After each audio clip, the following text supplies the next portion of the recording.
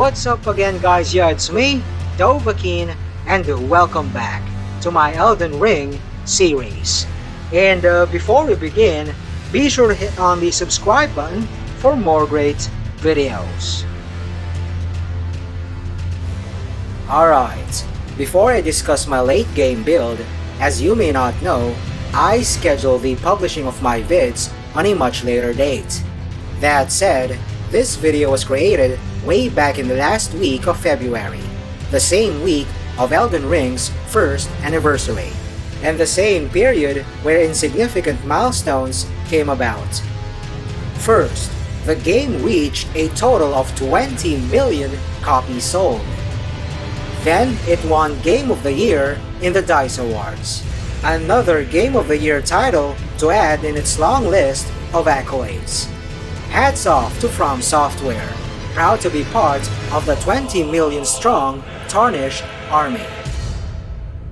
However, the most important news was the announcement that a DLC, The Shadow of the Erdtree, is in development. But most likely, I'm already done with the game when that comes out. So if I have time, I'll feature that on a New Game Plus playthrough. Anyway, as per my progress, my last update was back in episode 156 in my Mogwin Palace Albinorix farming vid, when I featured the best rune farming spots in the game.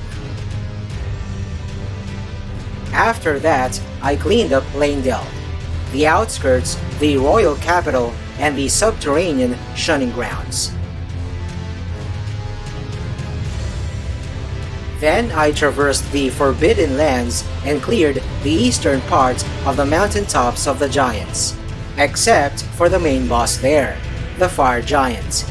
After that, I accessed the consecrated snowfield.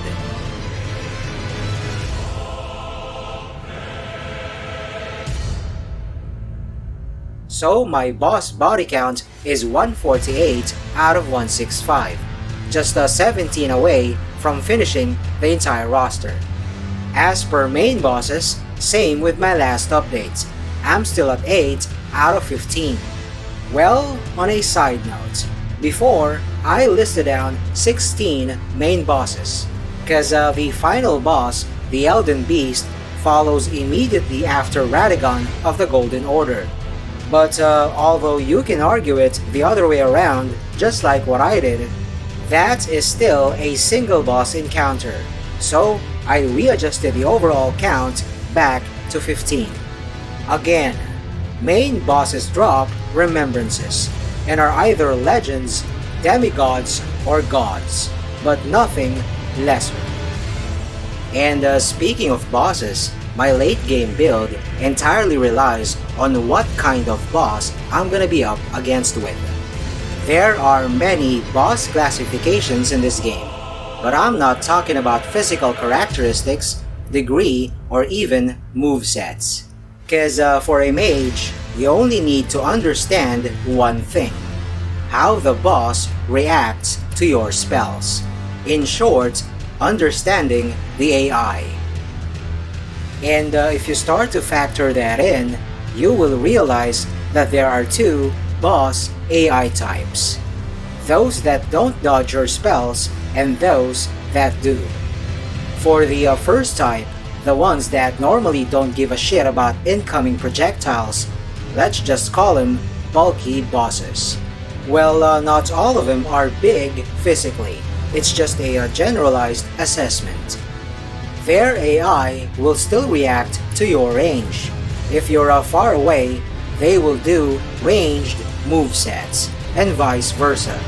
But again, they seldom dodge your spells. Examples of these are dragons, beasts, trolls, shield-wielding knights, including those on horseback, and most main bosses fall under this category as well.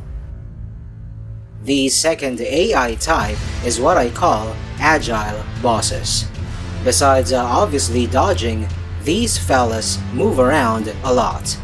NPC invaders, though not bosses, squarely fall under this category. Boss examples include the Godskin Apostle, Heroes of Zamor, Black Knife Assassins, etc. As long as they behave like NPC invaders, you can sort them in this group.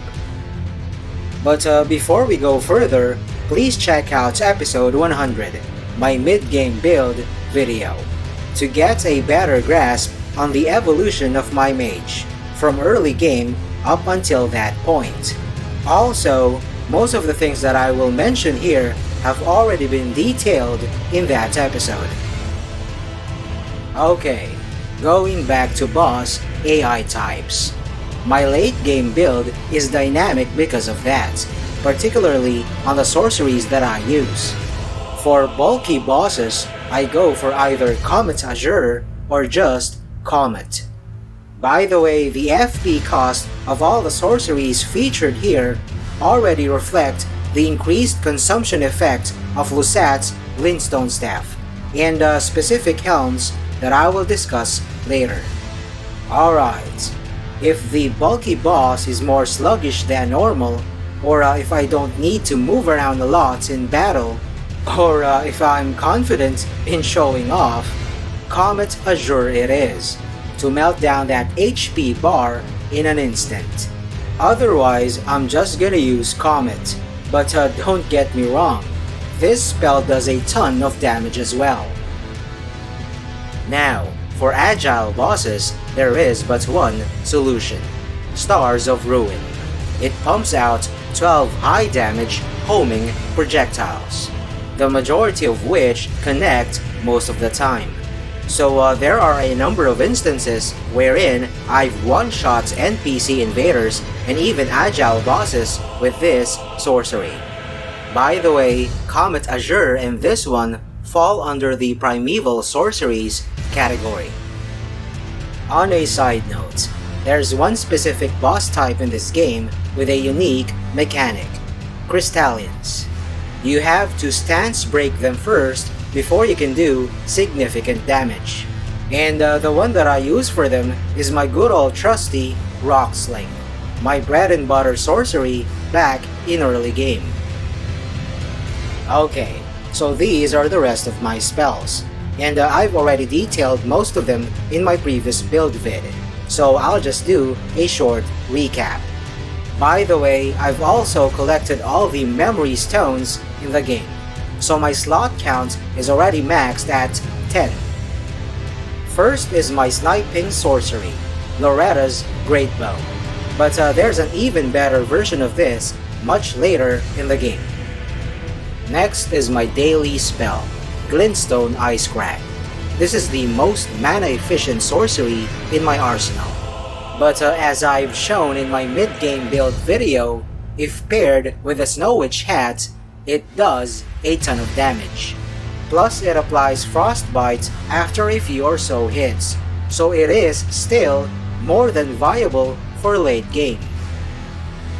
Next is Ranni's Dark Moon, which costs a little bit more FP and does slightly lesser damage than Renala's Full Moon, which was part of my mid-game arsenal, but almost always applies Frostbite, and also gets boosted by the Snow Witch hat, which makes it better than Renala's. This serves as both my opening spell and my AoE spell.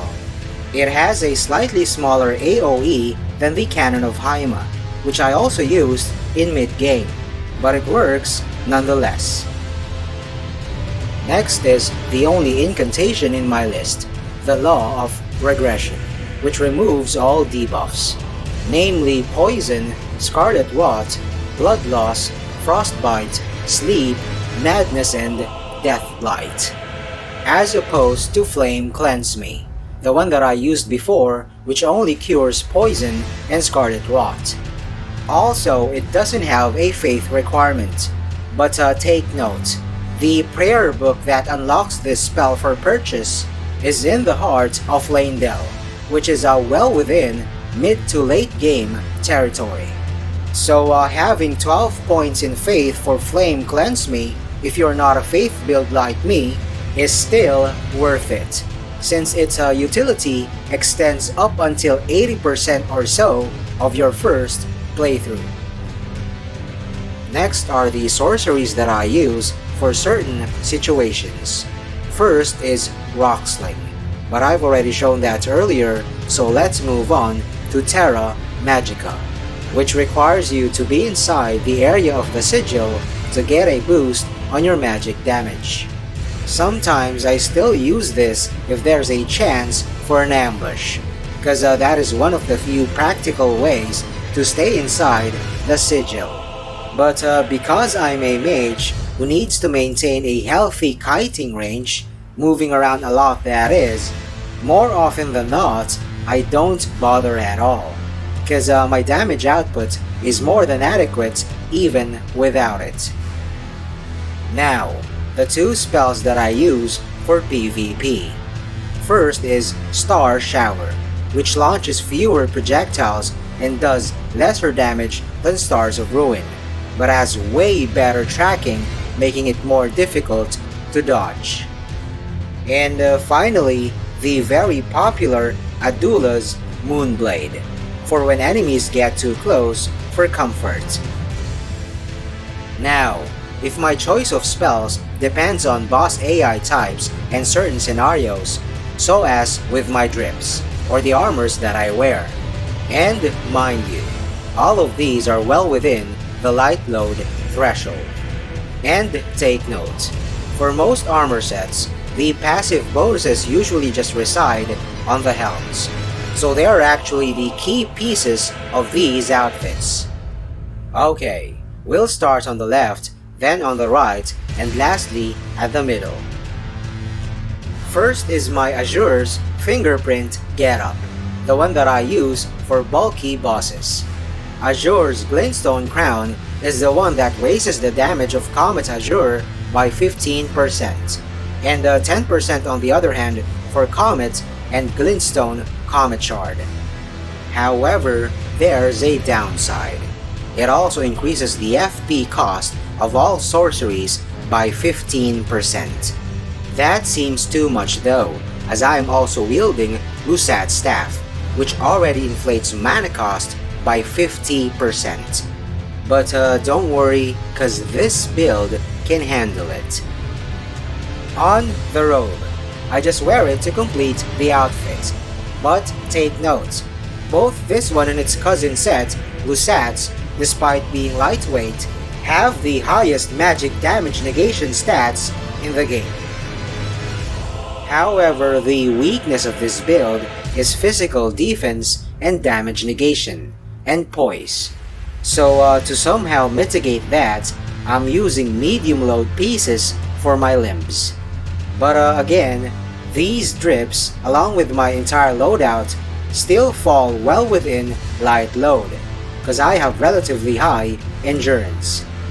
For the duration of late game, I've went through a few medium load limb armor pieces, starting with the Royal Remains set.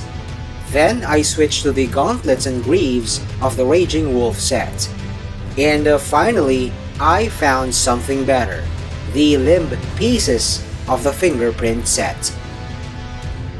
The next getup is for agile bosses, NPC invaders, and PvP. It is helmed by Lusat's Crown, which boosts the damage of Stars of Ruin by 15%, and 10% for Star Shower and Glintstone Stars. But like Azure's Crown, it also increases the FP cost of all sorceries by 15%. Though there are minute differences, again, overall, Lusat's robe is just on par with Azure's. And like the previous and next outfit, this one also uses the gauntlets and greaves of the Fingerprint set. And for the final one, my daily drip, it's identical with the one prior, but with a Snow Witch hat on the helm, which I'm still using since mid-game. This one increases the damage of all cold sorceries by 10%, and again, Glintstone Icecrag is my daily spell. However, unlike Azure and Lusat's crowns, it doesn't increase the mana cost of your sorceries. By the way, this getup is also the one I wear if I'm gonna use Rock Sling, Now that you've seen my loadout, let me show you the rest of my gear. So let's begin with the maxed out Wing of Astal. This was the mystery sword that I mentioned in my previous build vids. It has the same dex requirements as Roger's rapier, the one that I used up until mid-game. By the way, that rapier is already maxed out as well at plus 25. And sometimes I still use it. The Magic Affinity Hoarfrost Stomp skill, that is, to reveal invisible pathways or hit invisible enemies, or when there's a need for a larger AoE. The AoE of Nebula though, the unique int-based skill of the Wing of Astal, is smaller than Hoarfrost Stomp, but it does significantly more damage. Also, the sword's strong attack lashes out a short-ranged projectile. Let's see it in action.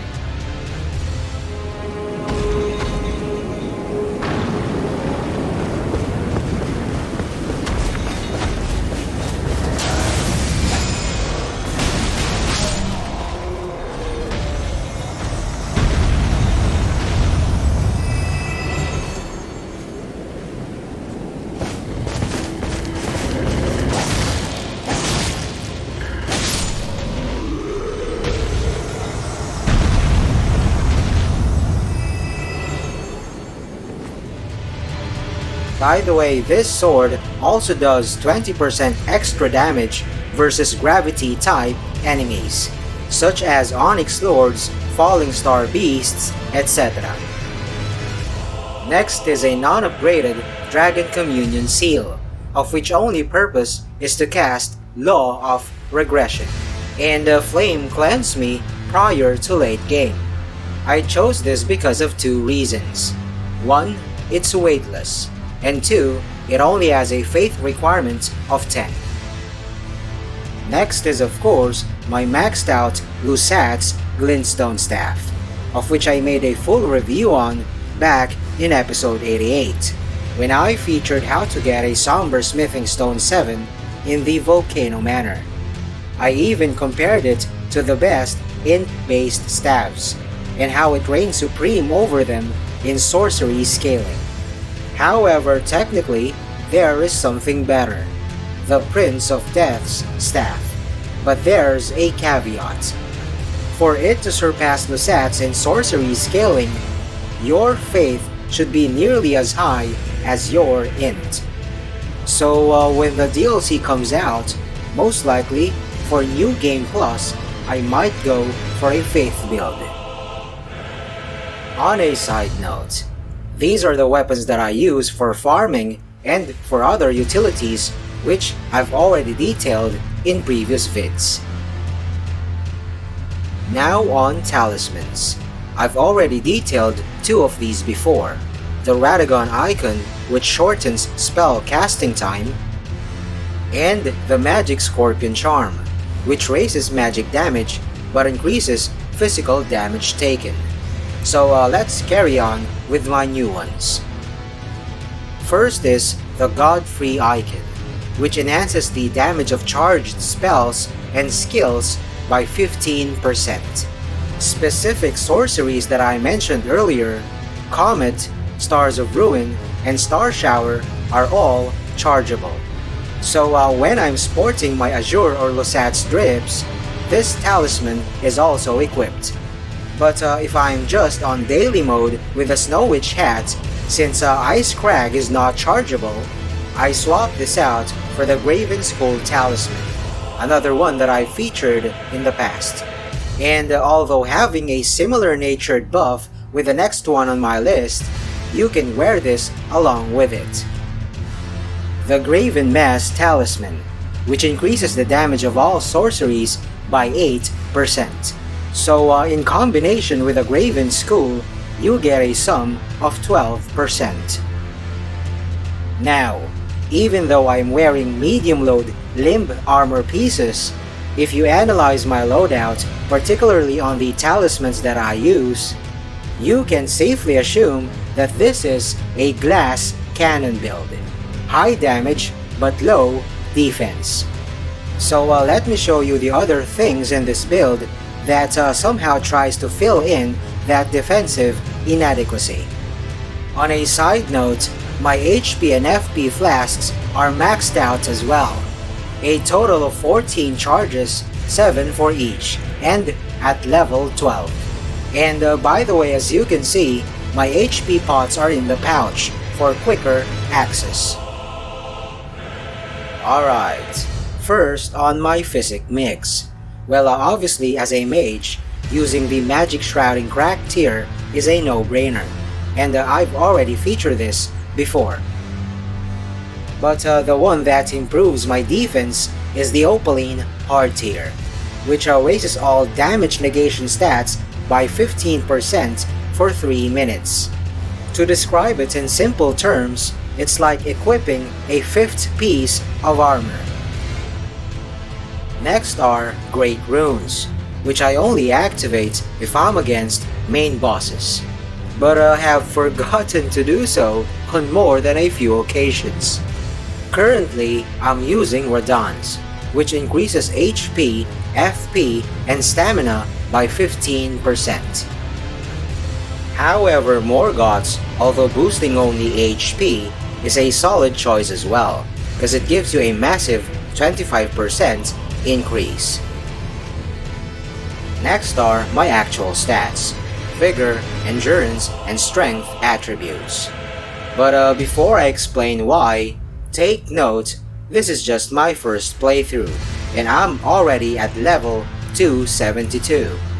And I don't give a flying fuck on what Souls purists say. Elden Ring's gonna be hard if you only know how to conform.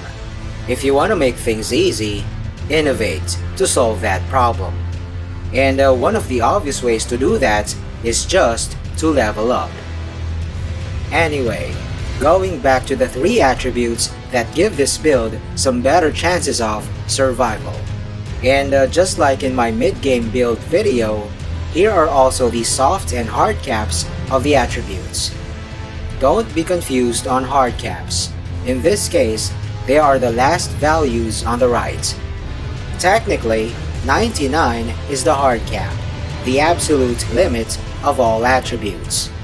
But in this context, they are the last values wherein significant gains end. Putting more points beyond those values offer very little boost and is arguably not worth it. Alright, on Vigor. This doesn't only govern HP, but also fire resistance and immunity, of which in turn affects resistance to poison and scarlet rot buildup. But primarily, HP is my concern, so I boosted it up to the hard cap of 60. But if you don't have enough levels, the soft cap of 40 will do. On Endurance, as per stamina is concerned, it's on the hard cap. But my focus here is E-load, or equip load. I was able to wear 2 medium load armor pieces and still be within the light load threshold because of it. In my mid-game build vid, I also thoroughly discussed E-load and the superior dodging of light load. And yes, the capability to do the best dodge rolls in the game is also another factor that alleviates the defensive inadequacy of this glass cannon build. By the way, Endurance also influences Robustness, the stat that affects resistance to blood loss and frostbite buildup. Anyway, if you don't have enough levels, I think 30 is a good value. And lastly, on Strength. I got it up to 30 because I don't want to use too many STR boosting items just to properly wield the Star Scourge Greatsword, which requires 38 points. The one I'm using to farm the Albinorix in the Mogwin Palace. However, Strength affects physical defense as well, so increasing it also helps in mitigating the weakness of this build. But ideally, you don't have to invest in this attribute, so 10 points will do. Okay, now on the other attributes. On Mind, although I'm using Comet Azure, the hard cap of 60 is enough. Take note that this is a high damage build. That said, I really don't have to cast a lot of spells to take down enemies, even though I have FP cost penalties coming from Lusat's staff and the 2 crowns. So if you're not gonna include Comet Azure in your arsenal, the soft cap of 50 will be enough. By the way, Mind also influences the focus stat, your resistance to sleep and madness. Next is Dexterity.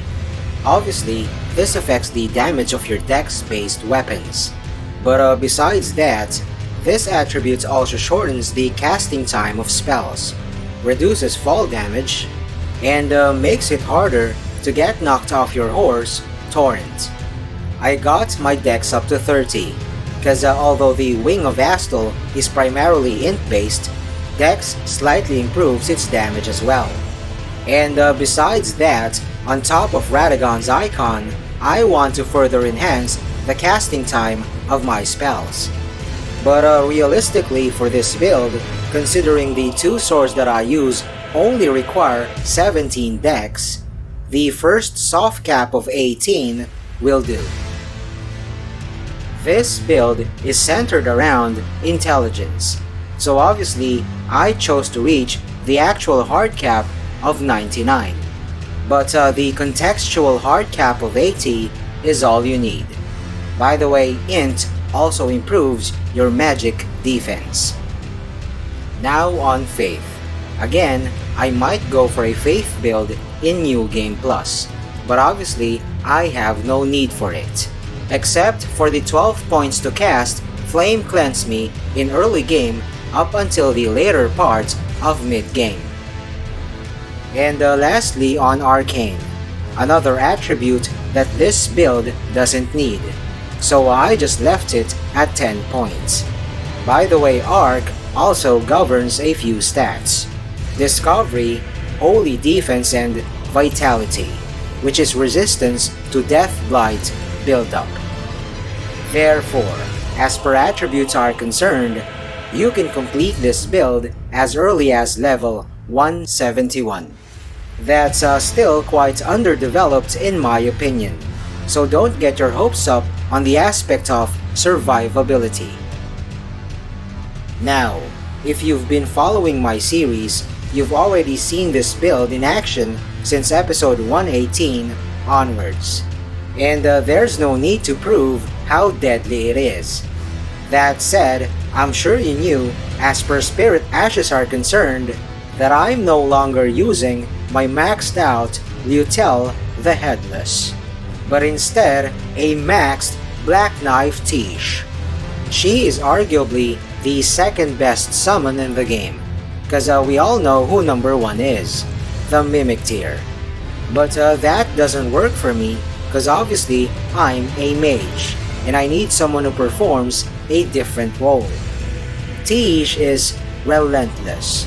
She draws aggro incredibly well and does very decent damage, especially her Blade of Death skill. And despite her looks, she is actually thick. Tanky, that is.